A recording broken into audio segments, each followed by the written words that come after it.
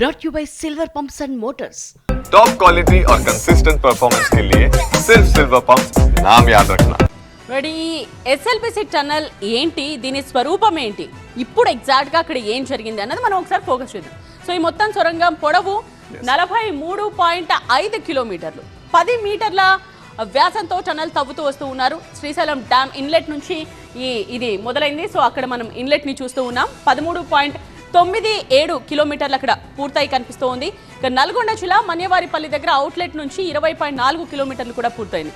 ఇంకా మధ్యలో 9.5 కిలోమీటర్ల పెండింగ్లో ఉంది. 4 ఏళ్ల తరువాత ఇప్పుడు ఆ పనుల్ని మొదలుపెట్టారు.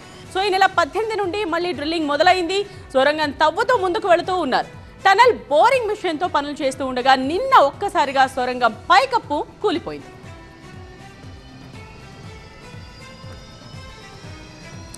శ్రీది స్వరూపం అయితే మరి అసలు ప్రమాదానికి గల కారణాలేంటి ఒకసారి దానిపై కూడా ఫోకస్ చేద్దాం.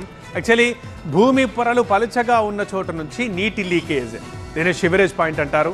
భూమి పొరలు ఎక్కడైతే పలుచగా ఉంటాయో అక్కడ నీళ్లు లీకేజ్ అవుతూ ఉంటాయి. సో అక్కడే ప్రస్తుతం ప్రమాదం జరిగింది.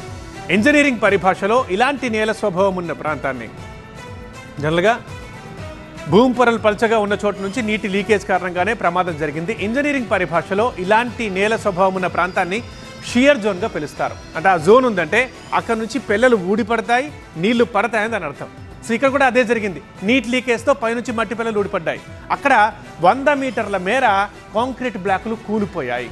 అండ్ 200 మీటర్ల వరకు కూడా డ్యామేజ్ అయినట్లు చెబుతున్నారు. అక్కడ చిన్న 1 మీటర్ అయినా సరే చాలా పెద్ద ప్రాబ్లం అన్నట్టు, అట్లాంటిది 200 మీటర్లు. సో టన్నెల్ బోరింగ్ మిషన్ వెనక వైపున పైకప్పు కూలిపోవడంతో వాళ్ళు బయటకు రాలేకపోయారు. ఆ మిషన్ మీద ఉన్నోళ్ళు, మిషన్ పక్కన ఉన్నోళ్ళు వెనక పూర్తిగా పైకప్పు కూలి అడ్డుగా పడిపోవడంతో వాళ్ళు బయటకు రాలేకపోయారు.